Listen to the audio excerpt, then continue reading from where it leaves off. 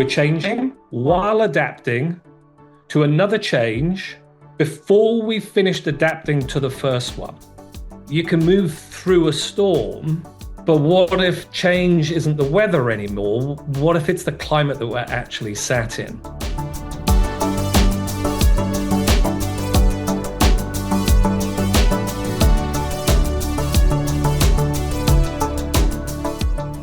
And the reason I wanted to ask this question is I was coaching somebody last week, and this leader was very smart, was very senior, super respected within the organization. Sam walked into a room with 20 people looking to them for clarity. Sam knew all the frameworks. Sam understood enterprise-wide thinking and stakeholder management. Sam knew how to communicate with clarity. Sam had learned how to lead change effectively. But in that moment, none of that was the hardest part. What became difficult for Sam was making sense of the situation itself. So it was complex with no right answer. Their thinking narrowed. They defaulted to protecting the function that they knew best. Curiosity disappeared. So when facing a disorientating dilemma like that, Sam reverted to the way they'd always made sense of the world, which was through their function. And that then changed how they behaved. We don't respond to what's happening as human beings. We respond to the story we're telling ourselves about what's happening. Human beings are meaning-making machines. Under pressure, that system doesn't expand. It actually contracts. So we don't reach for what we've most recently learned. We reach for what we feel is most true. Researchers at Yale, this is Arnsten, 2009, have shown that under real uncontrollable pressure, the part of the brain responsible for deliberate reasoning rapidly loses function. What happens instead is that automatic patterns take over. It's not that, people forget what they've learned. It's just that being under pressure itself deprioritizes it in favor of instinct. And that's not a leadership failure. That's just simply biology. Rochelle's a global head of talent at PVH, Tommy Hilfiger and Calvin Klein. And they are the two iconic brands.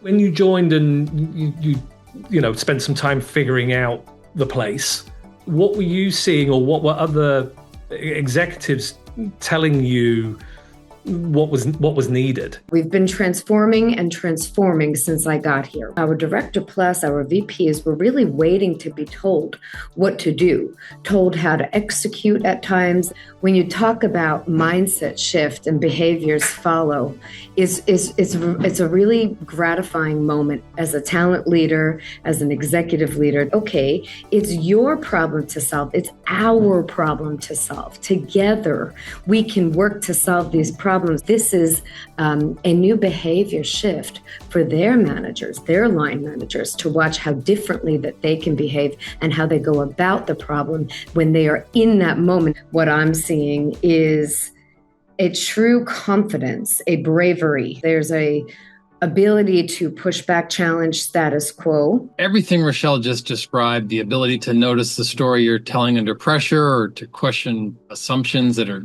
no longer serving, or to reach for a different response when everything in you is telling you to do something familiar, that's not a skill.